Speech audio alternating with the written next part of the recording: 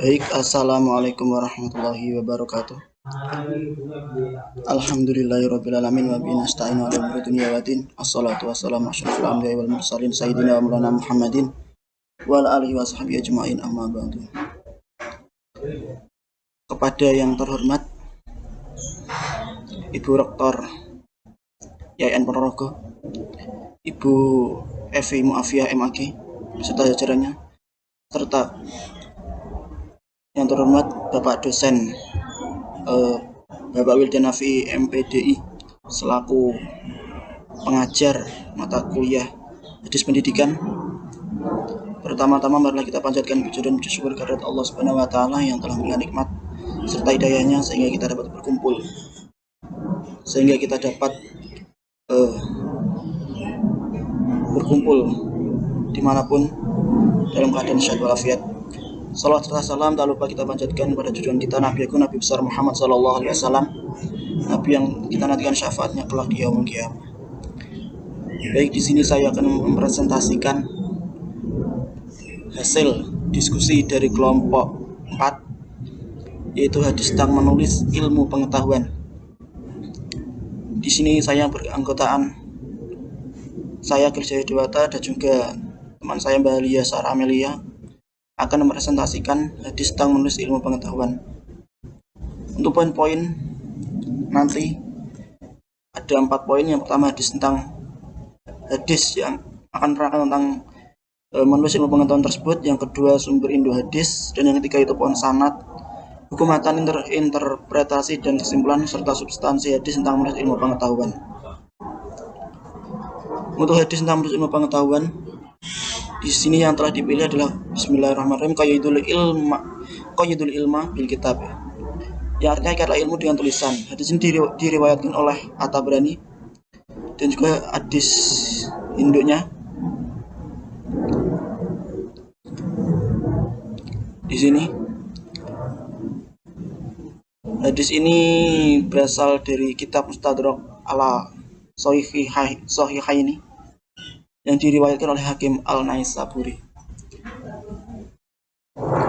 Hadis ini berbunyi, Akhbarana Abu Amrin Utsman ibnu Ahmad bin Asamaki bi Baghdadi, Sana Abdurrahman ibnu Muhammad bin Mansurin Al-Harithi, Sana Yahya ibnu Sa'id, wa hadatsana Abu Bakar ibnu Ishaq Al-Faqih, wal lafdhu lahu, Sana Abul Musanna, Sana Musaddadun, Sana Yahya an Ubaidillah ibnu Ahnas Anil Walid ibnu Abdillah an Yusuf ibnu Mahaka an Abdillah ibnu Amr qala kuntu a'tubu kulin syai'in asma'u min Rasulillahi sallallahu alaihi wasallam wa uridu khifdahu fan nahatni Quraisy wa qalu tu'tabu kulla syai'in tasma'uhu min Rasulillah sallallahu alaihi wasallam wa Rasulullah sallallahu alaihi wasallam basyarun yatakalamu fi ridha'i wal ghadab qala fa amsaktu fadakkartu dzalika li Rasulillah sallallahu alaihi wasallam faqala uktub fa waladi nafsi bi yadi ma kharaja minhu ila haqqun wa syara'a bi yadi ila fih ruwatu hadal hadis qad ihtajam bihim an akhirihim ghairil walidi hada wa dunuhu al-walidu ibnu abi al-walid asy-syami fa innahul al-walid ibnu abdillah wa qad ulimat ala abihil al-katabah fa in kana kadzalika faqad ihtaja muslimun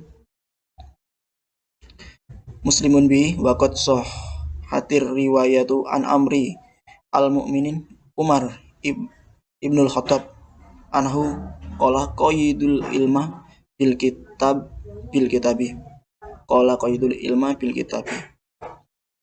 Untuk artinya, telah menceritakan pada kami Abu Amir Utsman bin Ahmad bin Al-Samak di Baghdad meriwayatkan dari Abdurrahman bin Muhammad bin Mansur Al-Haris. Beliau meriwayatkan dari Yahya bin Sa'id dari Abu Bakar bin Ishaq Al-Faqih, dan lafadznya diriwayatkan dari Abu Musanna dari Musyaddad dari Yahya dari Ubaidillah bin Ahnas dari Walid bin Abdullah dari Yusuf bin Mahak dari Abdullah bin Amr Dia berkata, saya menulis semua yang saya dengar dari Rasulullah SAW dan keluarganya, dan saya ingin menjaganya, tapi kaum Quraisy mencegah. Mereka berkata, tulislah semua yang kamu dengar dari Rasulullah. Dan Rasulullah SAW menyebutkan bahwa ada yang bertanya, apakah juga ditulis saat Rasul berbicara dalam keadaan senang dan marah? Dia berkata, tulislah, karena demi dia yang jiwa keberada di tangannya, tidak ada yang keluar darinya kecuali kebenaran. Dan dia menunjuk dengan tangan ke arah itu. Para perawi hadis ini telah memanggil mereka. Hadis ini diriwayatkan sebagai bukti terakhir dari mereka selain Al-Walid ini. Dan saya pikir itu adalah Al-Walid bin Abi Al-Walid Asyami. Maka dia adalah Al-Walid bin Abdullah. Jika demikian halnya, maka seorang muslim menentangnya. Riwayat tersebut sahih atas Amirul Mukminin Umar bin Al-Khattab, bahwa dia berkata, ikatlah ilmu dengan tulisan.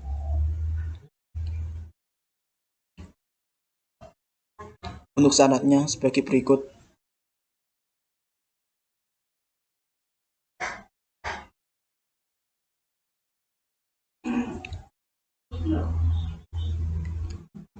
Nah, di sini diriwayatkan oleh Al-Hakim. Al-Hakim mendapatkan dari Ahmad ibnu Ishaq. Ada dua jalur.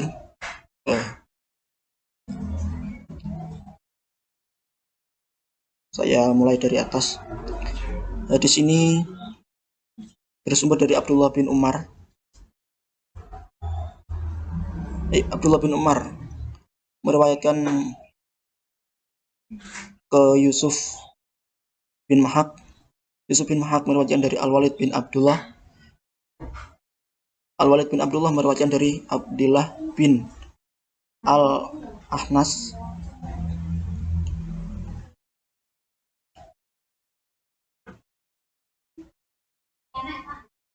Dari Abdullah bin Al-Ahnas meriwayatkan dari Yahya bin Sa'id. Dan Yahya bin Sa'id meriwayatkan kepada dua muridnya, yaitu ada Abdurrahman bin Muhammad dan Masadat bin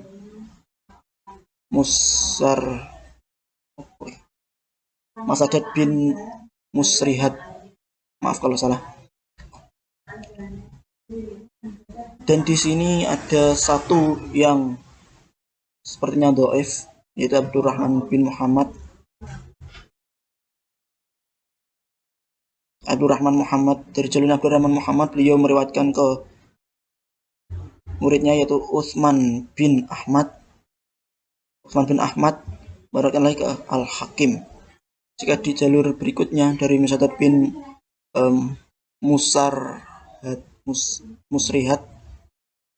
Masarihat, dia meriwayatkan ke muridnya, yaitu Ma'ad bin Musanna, terus Ahmad bin Ishaq.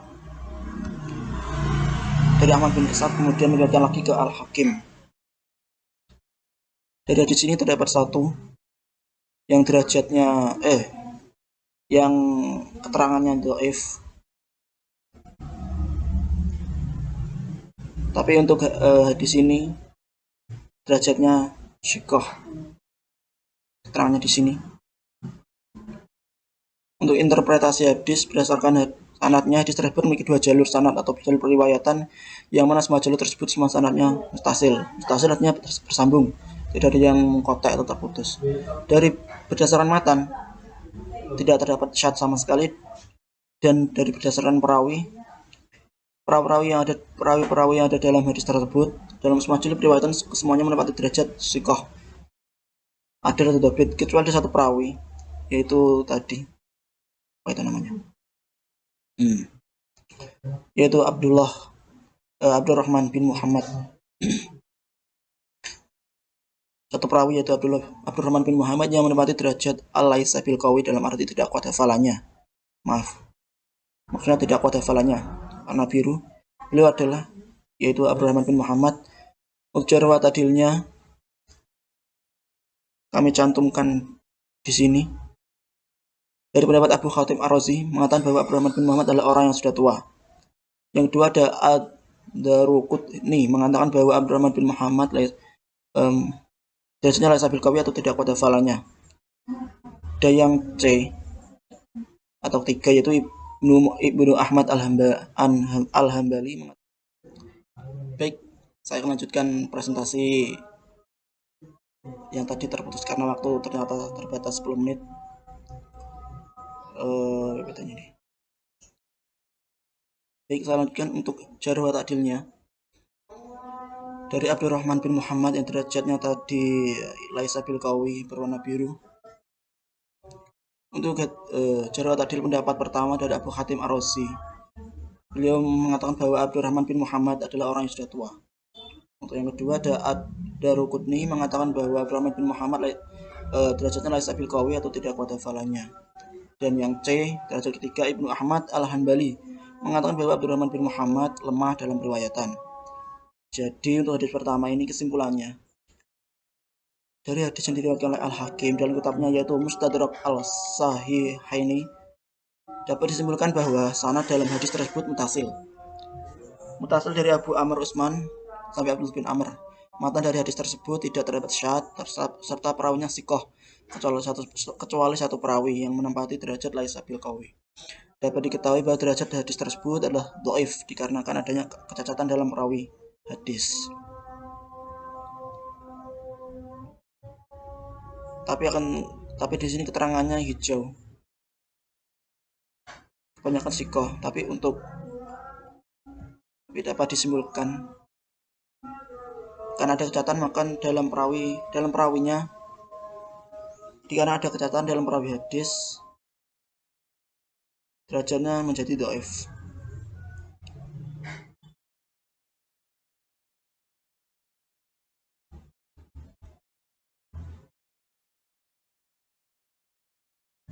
Hukum ala sanad. Iya. Maaf.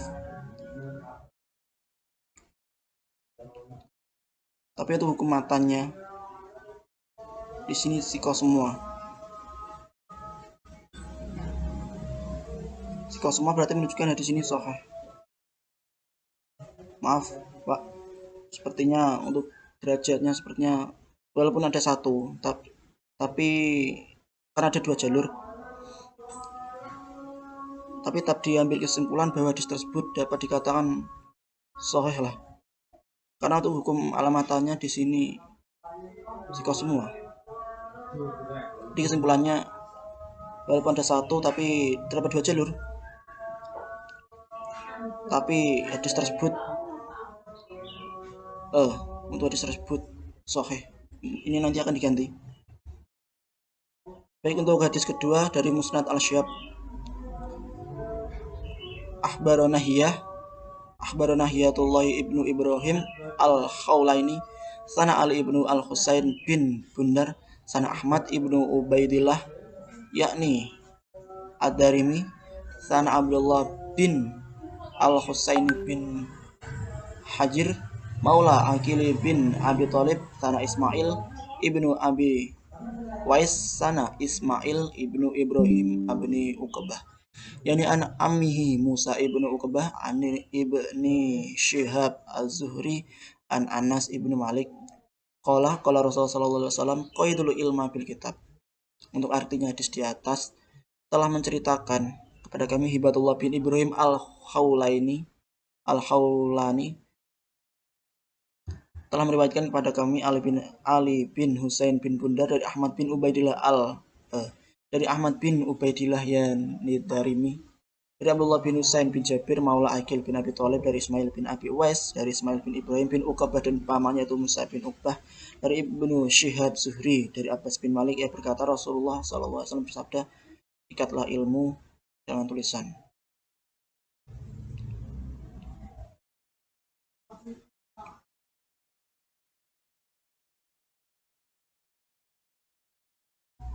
Untuk poin sanad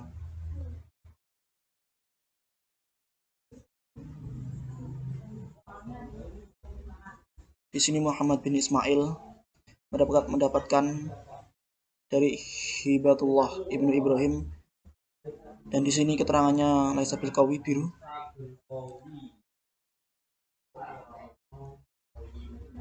Terus Batullah bin Ibrahim mendapatkannya dari Ali bin Al-Husain. Ali bin Al-Husain mendapatkan dari Ahmad bin Abid. Terus Ahmad bin Abid mendapatkan dari Ismail bin Abi Uwais, dan Ismail bin Abi Uwais mendapatkannya dari Ismail bin Ibrahim. Ismail bin Ibrahim, maaf, Ismail bin Ibrahim mendapatkan dari Musa bin Akibah. Musa bin Akibah mendapatkan dari Muhammad bin Syab, dan Muhammad bin Syab mendapatkan dari Anas bin Malik. Dari hadis kedua ini derajatnya ya benar dhaif. Untuk interpretasi hadis berdasarkan sanad, hadis tersebut memiliki satu jalur periwayatan. Satu jalur periwayatan. Yang mana jalur tersebut sanadnya mutasil, artinya bersambung, tidak bercabang. Untuk berdasarkan matan hadis tersebut, matanya terdapat syad yang menyebabkan kedudukan hadis menjadi dhaif. Karena tadi ada dua warna yang berwarna biru. Berdasarkan perawinya, para perawi yang ada pada hadis tersebut dalam satu jalur periwayatan menempati derajat yang berbeda-beda. Ada di antaranya keempat perawi derajatnya, yaitu thiqah, kemudian dua perawi derajatnya hasanul hadis, dua perawi derajatnya laisa bil qawi, dan satu perawi derajatnya dhaif. Satu atau dua deh.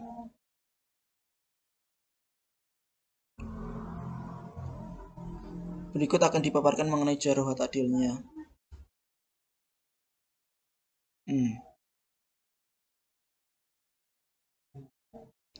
Dari Abdullah, oh iya benar, laisa bil qawi untuk satunya dhaif, benar. Dari Abdullah bin Husain, dari jarh wa ta'dil dari Abdullah bin Husain yang menempati derajat dhaif, yaitu dapat dari Abu Abdullah Al-Hakim mengatakan bahwa Abdullah bin Husain dianggap kuat perawinya sebagaimana dijelaskan dalam kitab Mustadrak.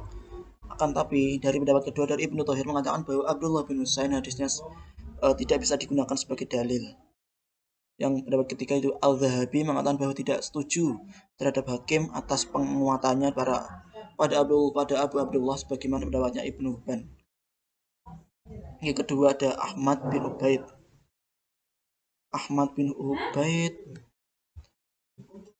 Di sini yang diambil kelompok 4, kita mengambil dari laisa bil qawi, kita mengambil satu ya Pak. Mengambil satu, yaitu Ahmad bin Ubaid yang kita masukkan di sini. Oh, semuanya Pak ternyata. Maaf. Mana tadi? Untuk jarh wa ta'dilnya dari Ahmad bin Ubaid, pendapat yang pertama itu dari Abu Qasim bin Asakir mengatakan bahwa Ahmad bin Ubaid disebutkan dalam sejarah Damaskus adalah orang yang sudah tua.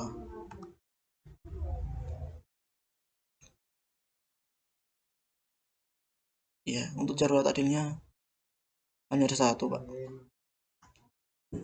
Terus dari Hibatullah bin Ibrahim, sama tadi laisa bil qawi, warna biru, yang menempati derajat laisa bil qawi. Adapun jarh wa ta'dilnya yang pertama adalah Abu Thahir As-Salafi mengatakan bahwa sebagian bukti mengatakan adanya kepercayaan atau penguatan terhadap Hibatullah bin Ibrahim. Yang kedua ada pendapat dari Ibnu Qadi Syahbah mengatakan sebagian ahli fikih dan hadis adalah ulama yang terkenal. Dan yang pendapat yang ketiga dari Adz-Dzahabi mengatakan bahwa Hibatullah seorang pemimpin panutan. Dari kesimpulan hadis, dari penulisan hadis yang diriwayatkan oleh Muhammad bin Salamah, maaf Pak tadi, Muhammad bin Salamah bukan Muhammad bin Ismail.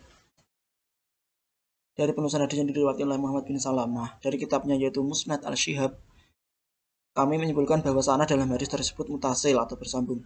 Dari periwayat Anas bin Malik sampai Muhammad bin Salamah, matan dari hadis tersebut terdapat syad yang menyebabkan kedudukan hadis tersebut menjadi dhaif. Serta para perawi hadis di atas mendapat derajat yang berbeda-beda. 4 perawi diantaranya thiqah, lalu 2 perawi hasanul hadis, 2 perawi laisa bil qawi, dan 1 perawi dhaif. Untuk hasanul hadis di sini yaitu ada Ali bin Husain dan Ismail bin Abi Uwais. Untuk yang lainnya thiqah. 2 perawi hasanul hadis, 2 perawi laisa bil qawi, dan 1 perawi dhaif. Baik, saya akan lanjutkan kembali. Maka dapat diketahui bahwa derajat, saya ulang lagi dari sini, serta para perawi hadis di atas menempati derajat yang berbeda-beda. Ada 4 perawi, diantaranya Sikoh, 2 perawi hasanul hadis, dan 2 perawi lasabil qawi, serta 1 perawi yang derajatnya dhaif. Maka dapat diketahui bahwa derajat dari hadis tersebut adalah syadidu dhaif. Mengapa demikian? Karena dilihat dari sanad hadis, banyak perawi yang cacat atau derajatnya tidak memenuhi persyaratan kesahihan hadis.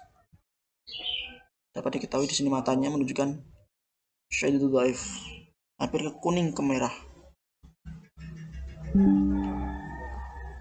Untuk hadis ketiga akan disampaikan oleh rekan saya yang bernama Halia Sarah.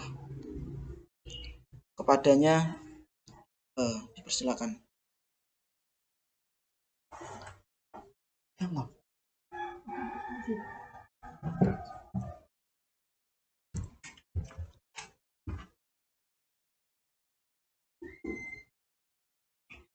Baik, di sini saya akan melanjutkan apa yang dibahas oleh Mas Galih. Tadi sudah dijelaskan hadis pertama dan kedua dari kitab yang berbeda. Saya akan melanjutkan kembali, yakni hadisnya terdapat pada kitab Juz'an min Hadis Ruwain al-Misisi yang berbunyi Thana Abdul Hamid bin Sulaiman an Abdullah ibni Muthanna an Ammihi Thamamah ibni Anas an Anas bin Malik radhiyallahu anhu qala Rasulullah sallallahu alaihi wasallam qaidul imam bil kitabi qala Abu Ja'far hadza lam yakun yarfa'uhu ahadun ghairu hadza rajul. Artinya telah menceritakan kepada kami Abdul Hamid bin Sulaiman dari Abdullah bin Musanna dari pamannya yaitu Sumamah bin Anas dari Anas bin Malik radhiyallahu anhu, ia berkata Rasulullah bersabda, ikatlah ilmu dengan tulisan. Abu Ja'far berkata, tidak ada satupun yang bisa mengangkat atau meninggikan selain laki-laki ini. Kemudian pohon sanadnya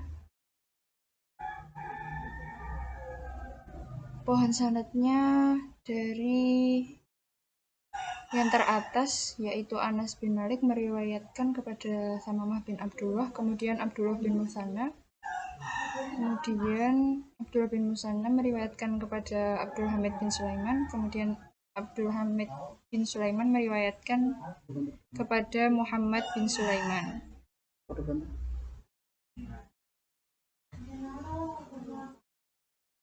Kemudian hukum matan di sini menunjukkan bahwasanya hadis tersebut adalah hasan. Dhaif, maaf. Interpretasi hadis berdasarkan sanad, hadis tersebut memiliki jalur periwayatan yang mana jalur tersebut sanadnya mutasil. Kemudian berdasarkan matan hadis tersebut matanya terdapat syadz yang menyebabkan derajatnya dhaif.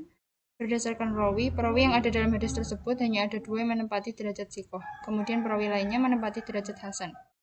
Beliau adalah Abdullah bin Musanna dan 1 perawi lagi menempati derajat dhaif. Beliau adalah Abdul Hamid bin Sulaiman. Adapun jarh wa ta'dilnya sebagai berikut. Ibrahim bin Abdullah Al-Harbi mengatakan bahwa Abdul Hamid bin Sulaiman adalah muhnas atau permisif, mempunyai sifat yang terlalu terbuka. Kemudian Abu Ahmad Al-Hakim mengatakan bahwa Abdul Hamid bin Sulaiman tidak kuat dalam keseluruhan hadis. Kemudian Ad-Daruqutni mengatakan bahwa Abdul Hamid bin Musanna lemah dalam periwayatan hadis. Yahya bin Mu'in mengatakan bahwa Abdul Hamid bin Sulaiman tidak berarti atau hadisnya tidak dapat dijadikan hujah atau iktibar dan tidak diperbolehkan menulis hadisnya. Kesimpulan hadis dari penelusuran hadis yang diriwayatkan oleh Muhammad bin Sulaiman dalam kitabnya Juz'an min Hadis Ruwain al-Misisi dapat disimpulkan bahwasanya dalam hadis tersebut mutasil dari Anas bin Malik sampai Muhammad bin Sulaiman. Serta matan dari hadis tersebut terdapat syadz dan para perawinya sikoh, tapi ada 2 perawi yang memiliki kedudukan berbeda. Beliau adalah Abdullah bin Musanna, kedudukannya hasan, dan Abdul Hamid bin Sulaiman, kedudukannya dhaif. Maka dapat diketahui bahwa derajat dari hadis tersebut adalah dhaif.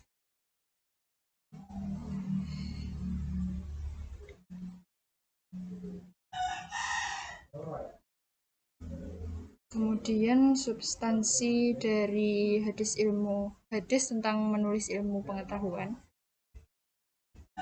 adalah sebagai berikut. Menulis merupakan sarana mencipta dalam suatu penciptaan seseorang, mengarahkan tidak hanya pengetahuan, daya, dan kemampuannya saja, tapi juga menyertakan seluruh jiwa dan nafas hidupnya. Menulis merupakan sarana umat dalam berdakwah dan juga sarana memperkenalkan dan menyampaikan pengetahuan kepada khalayak luas.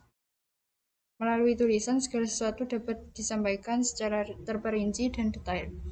Ilmu pengetahuan tidak akan berkembang ketika dunia tulisan tidak mengalami perkembangan. Ketika ilmu yang bermanfaat, yakni ilmu syar'i atau ilmu agama yang seseorang ajarkan kepada orang lain, dan orang lain tersebut terus mengamalkan atau menulis buku agama yang bermanfaat dan terus dimanfaatkan setelah ia meninggal dunia, menjadi bagian dari amalan yang tidak terputus pahalanya. Mengikat ilmu dengan menulis atau mencatat materi kajian termasuk hal yang perlu diprioritaskan untuk menjaga agar ilmu itu tidak hilang. Berikut hadis tentang menulis ilmu. Haddatsana Yahya bin Musa wa Mahmud ibnu Ghailan wa qala akhbarana Al-Walid bin Muslim Anil Auzain an Yahya ibnu Abi Katsir an Abi Salamah an Abi Hurairah anna Nabiyya sallallahu alaihi wasallam kitabun fadzikru qissati fil hadisi faqala Abu Syah uktubu li ya Rasulullah faqala Rasulullah sallallahu alaihi wasallam uktubu li Abi Syah wa fil hadisi qissah. Artinya dari Abu Hurairah radhiyallahu anhu berkata, sesungguhnya Nabi telah berceramah, maka beliau menuturkan sebuah cerita di dalam hadis. Maka Abu Syahin berkata, tulislah untukku wahai Rasulullah. Maka Rasulullah berkata, tulislah untuk Abu Syahin. Hadis diriwayatkan oleh At-Tirmidzi. Kemudian ada hadis penguat lainnya yang berbunyi idza sami'tu syai'an faktabahu walau fil haiti. Artinya apabila engkau mendengar sesuatu dari ilmu maka tulislah walaupun di atas tembok. Hadis riwayat Abu Khwaithamah. Dapat dipahami bahwa menulis merupakan aktivitas literasi yang bisa dilakukan hampir semua kalangan. Bahkan di era virtual sekarang, begitu mudahnya akses untuk menulis. Juga dikenal publik tentunya, bila karya-karyanya terpublikasi. Pun dengan ragam manfaat yang lain, masih banyak manfaat menulis. Semisal dengan menulis, kita jadi mudah mengingat dan memahami ilmu atau topik yang kita tulis, seperti sedang tertuntun untuk menanamkan lebih dalam benak kita. Adapun dari itu, manfaat menulis ilmu pengetahuan diantaranya sebagai berikut. Pertama, sebagai sarana berdakwah, ada berbagai macam cara untuk berdakwah. Salah satunya melalui tulisan, seperti yang dilakukan oleh para ulama menulis sebagai cara untuk berdakwah. Di antaranya Buya Hamka, Imam Syafi'i, Imam Al-Bukhari, dan lain-lain. Mereka adalah para ulama yang menulis buku untuk berdakwah. Dari tulisan mereka hingga saat ini dapat kita pelajari tentang hadis-hadis sahih dan ilmu agama lainnya. Kemudian menulis dapat meninggikan derajat di akhirat kelak. Selama tulisan kamu tidak berisi ujaran kebencian tapi isinya membawa manfaat dan nilai-nilai kebaikan, maka akan membawamu ke surga. Janji Allah, barang siapa yang menebar kebaikan walaupun kecil, ia akan mendapat pahala. Terdapat dalam Quran surah Az-Zalzalah ayat 7 yang artinya barang siapa yang mengerjakan kebaikan sekecil apapun, niscaya dia akan melihat balasannya. Kemudian memajukan dan melestarikan ilmu pengetahuan. Tanpa menulis ilmu pengetahuan tidak akan berkembang. Apa jadinya jika para ilmuwan dan para ulama tidak menulis atau mencatat, maka ilmu mereka akan hilang dan tidak berkembang. Dengan menulis ilmu pengetahuan akan berkembang dari zaman ke zaman, maka jangan malas untuk menulis apa saja yang dilihat dan dirasakan, sehingga pada suatu saat kamu akan bersyukur pada Allah SWT karena telah menuliskannya. Kemudian menulis adalah obat penyakit lupa. Kegiatan menulis tidak mengenal usia. Para ulama zaman dahulu sangat bersemangat untuk menulis. Tidak ada di antara mereka sakit karena menulis. Bahkan menjelang usia tuanya, ingatannya masih tajam karena kegiatan menulis. Kemudian menjadi sebaik-baiknya manusia dari sabda Rasulullah SAW, yaitu sebaik-baiknya manusia adalah yang paling bermanfaat bagi manusia. Dengan menulis, kita dapat menebarkan kebaikan selama tulisan bermanfaat. Mungkin cukup penjelasan dari saya dan Mas Galeh. Apabila ada kurang lebihnya, kami mohon maaf yang sebesar-besarnya. Wassalamualaikum warahmatullahi wabarakatuh.